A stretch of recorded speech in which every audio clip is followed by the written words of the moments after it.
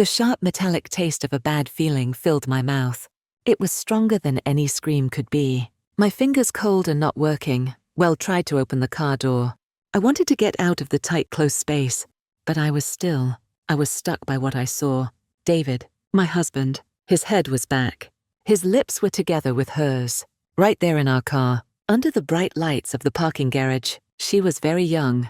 Too young. A quick blur of blonde hair and cheap perfume. My breath stopped. A quiet, strong roar was stuck in my throat. It shook inside my body, a sound that never came out, but it echoed forever inside my head. I saw her hand, thin and light. It went up to touch his face, a touch so close it hurt my eyes. Then he moved away. His eyes quickly looked at mine. A quick fear, then very fast that usual proud calm. Olivia dear, you're imagining things. The stress your age, it's getting to you. You need help. The words were a soft bad whisper, aiming perfectly, made to break me. And just like that, my world started to fall apart. Piece by painful piece, my world broke. Not with a loud crash, but with a slow secret crack. Like a building foundation breaking, pulling me down into a cold, scary, deep hole. He was trying to take my mind, to make me disappear. The air was thick with the smell of burning rubber, and a lie so big it choked me. This was not happening, but it was, and I could not breathe. The next days were a blur of confusing pain, a bad dream while awake, where every shadow looked like David's smiling face. The moment I faced him, my voice was like a shaking wire, hardly loud enough for even me to hear. He started his planned act. He did not say no. He did not say sorry. He just looked at me with a look of deep pity, as if I were a weak, confused creature. Olivia, I am truly worried. You've been so weak lately. Do you remember how you said we needed new security cameras because you swore someone was watching the house? Or that time you lost your phone and you thought I had hidden it? It's all adding up, dear. These are not normal thoughts.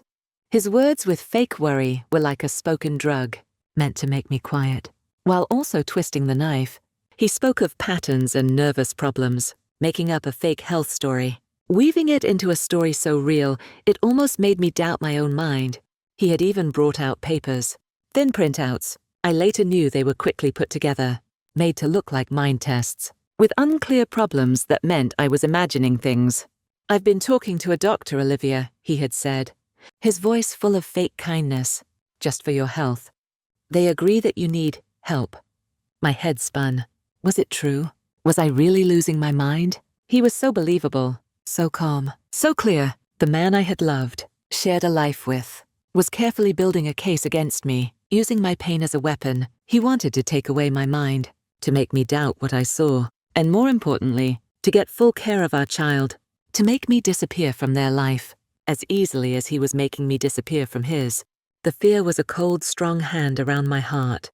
The world around me, once so known and solid, started to break apart very fast. David's family, once so kind, so full of praise for their perfect daughter-in-law, now looked at me with a distant pity. Their eyes showed David's story. His mother, a woman who had once treated me like her own child, held her necklace, whispering about my weak state.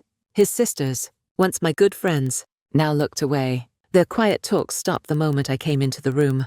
They were moved by his carefully built lies, by the idea of my madness, by the perfect look he showed the world. Friends, people I had known for years, people I had shared many meals and secrets with, moved away. Text messages got no answer. Invitations stopped coming. They did not want to be in the fight.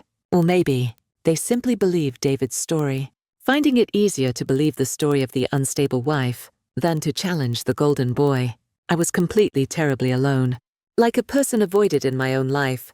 My calls for help were seen as the confused words of a madwoman. My requests for understanding met with cold stares and turned away eyes. The sad truth was not lost on me. The woman who had once shamed another in public, now found herself shamed in public. Her good name broken. Her very mind questioned. I felt a heavy sense of loneliness, a raw wound of betrayal, that went into every part of my life. The quiet in my once busy home became a very loud sound. Every mirror showed a stranger. A woman with hollow eyes, almost falling apart. In my deepest sadness, drowning in too much drink and feeling sorry for myself. My mind a spinning mix of confusion and pain. I stumbled out into the cold night. The city lights blurred through my tear-filled eyes. The cold air did little to clear my head. I walked without knowing where I was going, until my feet, guided by some hidden feeling, led me to Leo's small apartment. The thought was desperate, confused. I needed comfort, maybe even a desperate escape, a short time of forgetting the heavy pain. I wanted a connection, any connection, a quick moment of warmth in the freezing sadness of my life. My heart ached with a real pain, a heavy weight that made breathing hard. When he opened the door, his face clouded with instant worry. I almost fell into him. My body wanted his warmth, his presence, anything to fill the big empty space in my chest. I leaned into him, looking for a closeness that was both physical and emotional, a desperate request for someone, anyone, to simply hold me. A quick dark thought of revenge, of hurting David by being with someone else, flickered through my confused mind. It was a confused mix of pain, anger, and wanting to hurt myself. He held me, yes, but with a kind support, not a trying to take advantage hold. He gently guided me to his old couch, got me a glass of water, and sat patiently as my unclear words fell out. A confused mess of betrayal and sadness. When I tried to lean in closer, to put my lips against his, looking for that desperate forgetting, he gently, respectfully moved back. His words, soft but firm, cut through the haze of my confusion, piercing the fog of my sadness like a bright light. "Olivia," he said, his voice steady, not changing. "You deserve better. You deserve love that comes from clear thought, not pain. Not tonight. I want you, but only when you want me for me, not for escape." His refusal, though painful in that moment of strong aching need, was the first true act of respect I had received in years.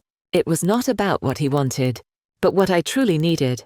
Even if I could not say it then, it was a lifeline, pulling me back from the edge, making me face my own brokenness, not escape it. It made me choose myself, even when I felt I had nothing left to choose.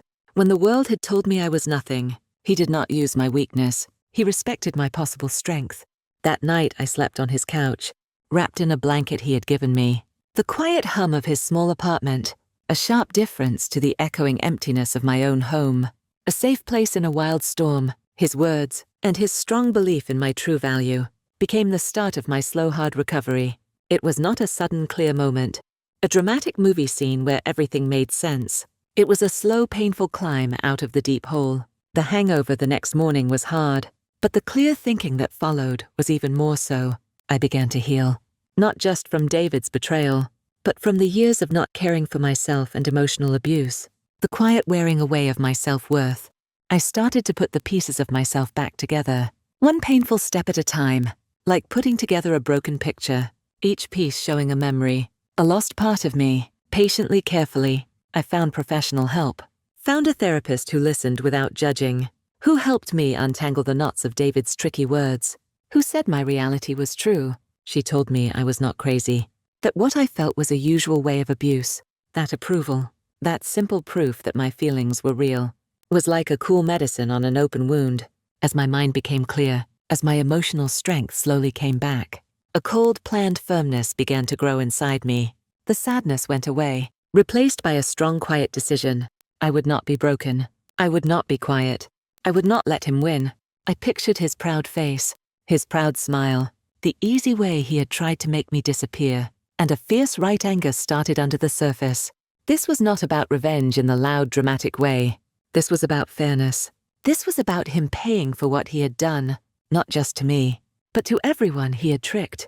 My plan was to break him down piece by piece, just as he had tried to break me. Let me go back a little, to give you a clearer picture of the man who tried to make me disappear. I'm Olivia, 33, an office worker. My husband David, 36, was a successful business person, handsome, charming, loved by our families and friends. From the outside, our marriage looked stable, a perfectly shown picture of happiness. He was the kind of man who controlled a room without raising his voice, whose charm was very strong, drawing people in, making them feel seen, special. He was the perfect man, and I his seemingly happy wife, the perfect match for his carefully made image. But behind the perfectly cut lawn and the expensive clothes, our marriage was a beautiful fake, bad at its core. David was a master of control. His hold was quiet, almost not seen. He controlled our money very strictly. His reason always his business smarts, and my supposed lack of it. Every purchase, every bill, every house budget was carefully handled by him. I'd ask about investments, about savings, about anything really, and he'd push me away with a proud smile. Don't worry your pretty head about it, Olivia. I've got it handled. Just enjoy your life. It was not about protecting me. It was about keeping me needing him, keeping me in the dark. My own bank account was hardly more than pocket money, just enough for food and things I needed, while his grew very quickly, a secret garden I was not allowed to enter. His words were always soft, always smooth, with a quiet poison that twisted my thoughts without leaving a mark. He had a way of praising me while also making me smaller. You look lovely today, dear, but maybe that dress isn't quite right for your body now. Or if I dared to say an idea that was different from his, oh, Olivia, you're so emotional. You really need to think things through clearly, like I do. He could make me doubt my own memories, my own feelings, my own mind, all with a worried look and a gentle tone. I'd argue a point, and he'd answer with a carefully made story that made my own argument sound silly, even to me. No, Olivia, I clearly remember saying we'd go to my mother's. You must be wrong. Are you getting enough sleep? You seem a little messy lately. And because I loved him, because I trusted him, because he was so believable, I'd always end up saying sorry, believing I was the one who was wrong, or too sensitive, or just plain forgetting things.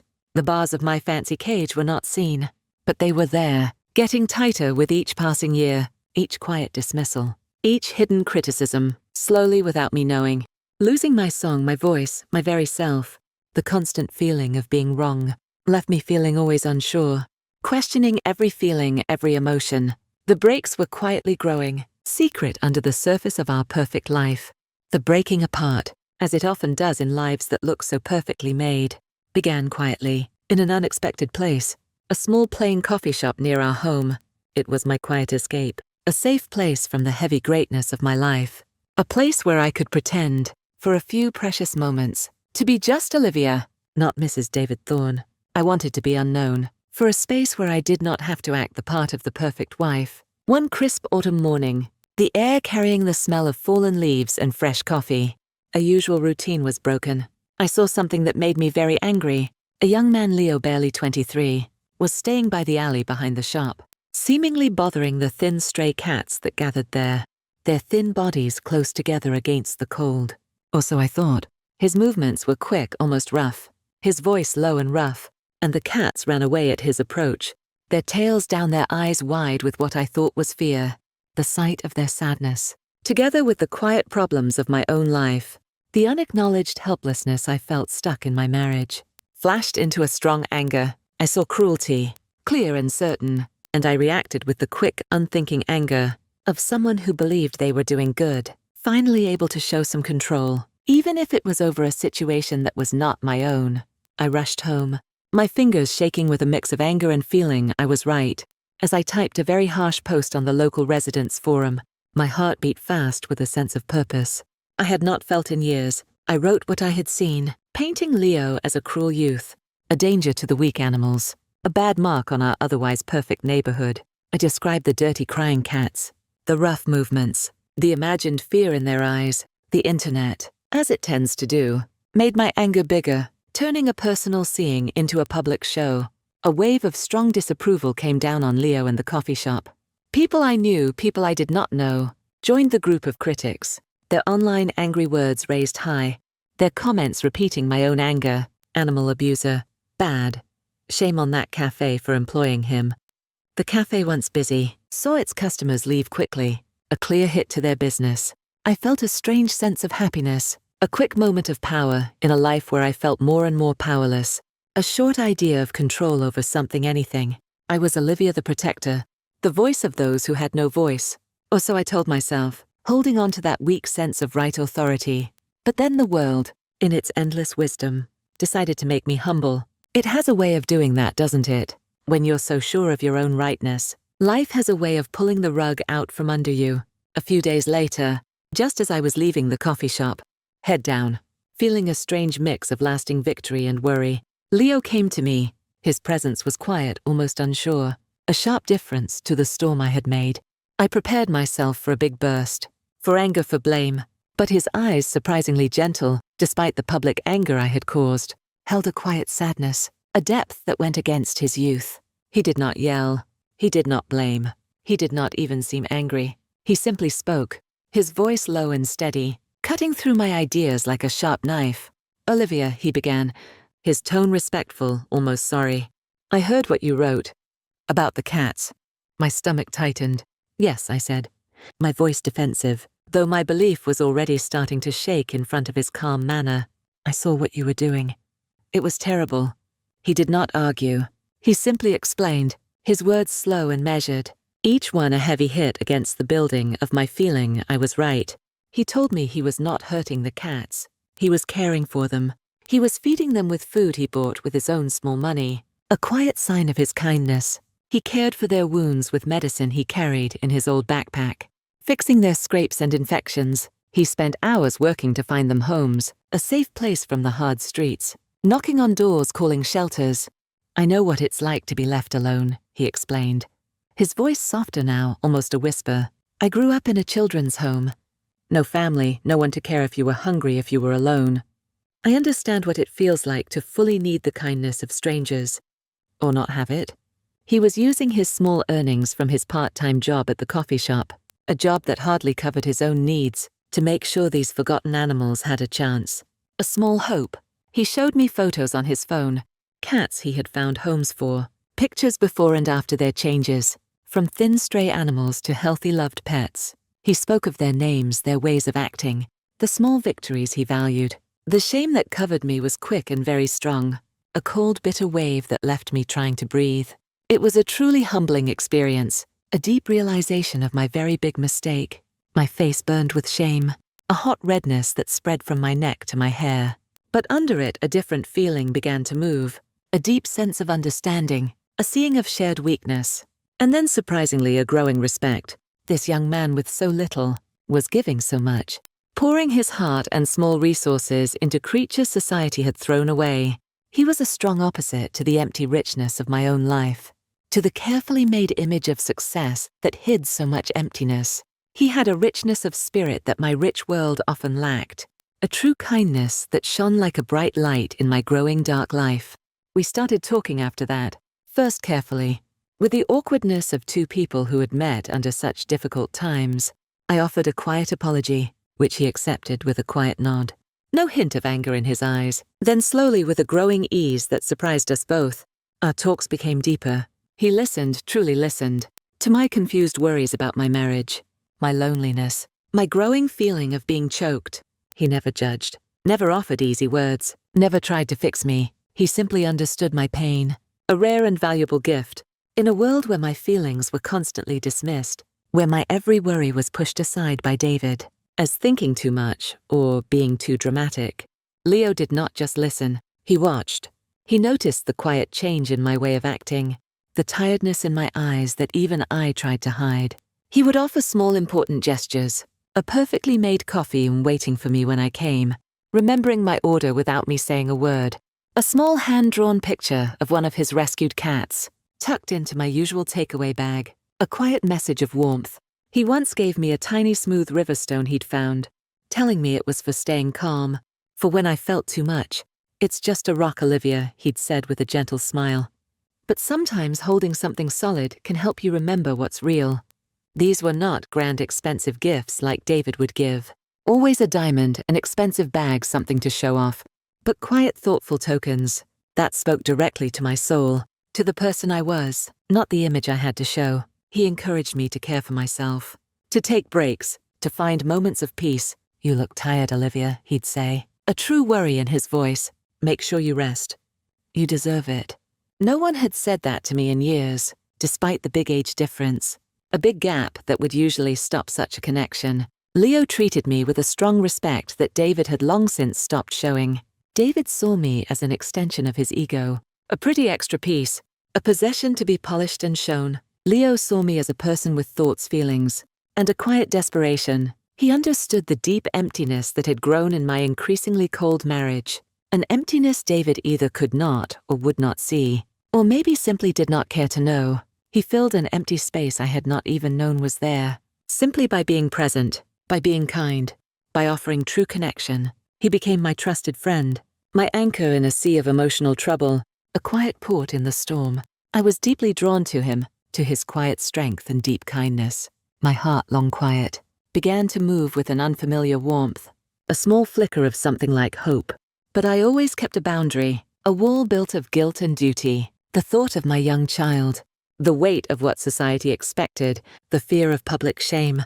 They all kept me grounded, reminding me of the life I was still tied to, the good name I still needed to protect. I held on to the idea that I was just looking for comfort, a friend in my sadness, nothing more. I told myself I was strong, that I could handle this, that I would not give in to a wild urge. His words, and his strong belief in my true value, became the start of my slow, hard recovery. It was not a sudden, clear moment, a dramatic movie scene where everything made sense. It was a slow, painful climb out of the deep hole. The hangover the next morning was hard, but the clear thinking that followed was even more so. I began to heal, not just from David's betrayal, but from the years of not caring for myself and emotional abuse, the quiet wearing away of my self-worth. I started to put the pieces of myself back together, one painful step at a time, like putting together a broken picture, each piece showing a memory, a lost part of me. Patiently, carefully, I found professional help, found a therapist who listened without judging, who helped me untangle the knots of David's tricky words, who said my reality was true. She told me I was not crazy, that what I felt was a usual way of abuse. That approval, that simple proof that my feelings were real, was like a cool medicine on an open wound. As my mind became clear, as my emotional strength slowly came back, a cold, planned firmness began to grow inside me. The sadness went away, replaced by a strong, quiet decision. I would not be broken. I would not be quiet. I would not let him win. I pictured his proud face, his proud smile, the easy way he had tried to make me disappear, and a fierce right anger started under the surface. This was not about revenge in the loud, dramatic way.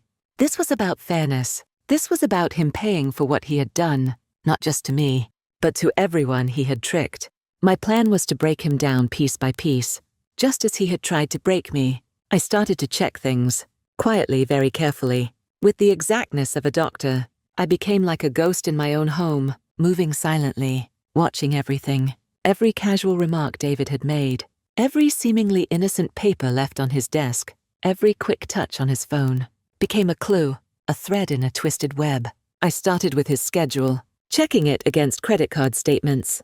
I managed to see quickly, and the strange, unclear excuses he'd give for his disappearances. I secretly downloaded his phone data, looking for unusual contacts, suspicious messages, anything that did not fit. I looked through old emails on our shared family computer, bank statements he thought were safely hidden, phone records I got through old bills. Under the idea of organizing, it was hard work, hours spent in the middle of the night, after my child was asleep, my heart beating fast with a mix of fear and grim satisfaction. Each small clue, each talk I heard, each seemingly unimportant detail, became a thread in the complex picture of David's lies. I found not just his cheating, that was just a small part, but a vast spreading web of lies, money problems, and other illegal affairs that went far beyond what I had first thought. There were many women, some co-workers, some clients, some I did not know from any social group. There were hotel bills in cities. He said he was on solo business trips, very expensive gifts charged to company accounts, even coded messages that spoke of bad business dealings, and secret investments, hinting at illegal money moving or worse. It was a dark, ugly picture, a view of a man completely without kindness, whose entire life was a carefully made lie.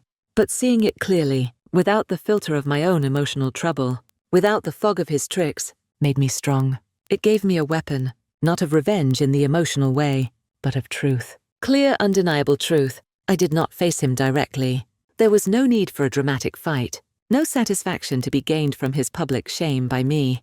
That would only feed his need for attention, even bad attention. My revenge would be much more secret, much more damaging, because it would come from within his own carefully built world. Instead, I gathered all the proof, every clear picture, every blaming video, every carefully written text message, every bank statement, every hidden email, small pieces of proof that would destroy his carefully made image. From the inside out, I put it all together into unmarked packages, making many copies, making sure no digital sign led back to me. Then I sent them, not to the news, not to the police, not to his direct co-workers. That would be too public, too direct. I sent them to his various lovers, the women he had been leading on with promises and lies, and, more importantly, to their unsuspecting partners. I knew enough about the groups David moved in, about the unspoken rules of their world, to understand the terrible effect this information would have. I carefully found their addresses, their partners' names, checking information from his phone, old contacts, and even public social media profiles. It felt cold like a surgery, but necessary. One of these people, it turned out, was the girlfriend of a very connected, powerful person in the shadowy world of secret finance, a man who worked outside the rules of polite society, where a good name was everything, where trust was money, and where secrets once known were deadly. This man was not just a business person, he was a quiet force, his power reaching into areas where the law was unclear and personal honor was kept with harsh speed. David, in his pride, had gotten himself tangled with the wrong people, and my carefully gathered proof had just pulled back the curtain on his lies to the one person who could make his world disappear. I did not have to do anything else. The results of his actions, now shown to those with far more power and influence than I had, began to break down his carefully built life very fast. The money problems I had found, the illegal dealings he thought were hidden, were now clear to someone who understood what they meant, far better than I ever could. David's career broke down, not with a loud crash, not with a public shame that would be quickly forgotten, but with a quiet cry, a slow, painful choking. He was kept away from the business world he had so carefully made, his good name broken, his connections cut. He was forbidden, quietly and quickly, from every good business. His money was stopped, his accounts emptied by unexpected events, made from the shadows. The pressure became too much, a silent, strong chase by unseen forces, forces that left no signs. He was forced to leave the city, under a quiet, strong pressure that I, Olivia, had simply started, a fair payment that needed no more from me. The fairness I wanted was not a public show. It was a quiet, damaging breaking apart, a breaking down of his entire world from within. He disappeared, leaving no sign, a ghost in the city he once controlled, a man swallowed by his own lies. Years have passed since then. My child is grown, with a life and family of their own, doing well, not knowing about the quiet storm that once happened around us. The time right after David's disappearance was confusing, but the truth, once it started to appear, though not directly, slowly began to change how people saw things. My therapist helped me through the difficult divorce steps, the money problems, and the lasting emotional hurts. Life is quieter now, more peaceful, but also full of a deep sense of knowing myself. Many have wanted to enter my life, to fill the space that David once had, or the space that Leo, in his quiet, steady way, never fully took. Some were well-meaning, some wanted to take advantage, some truly interested in the woman who had lived through such a storm. But I am not the same woman. The scars remain, deeply marked into my soul, but they are no longer open wounds. They are reminders of fights fought and won, of lessons learned, of strength found. I no longer open my heart with the same wild freedom, the same desperate need for outside approval, the same innocent belief in big actions. I am more careful, more discerning, more strongly protecting my inner peace. Of the weak self I rebuilt from the ashes, I watch, I analyze, I look for things that do not match, for the quiet signs of tricky behavior that once blinded me.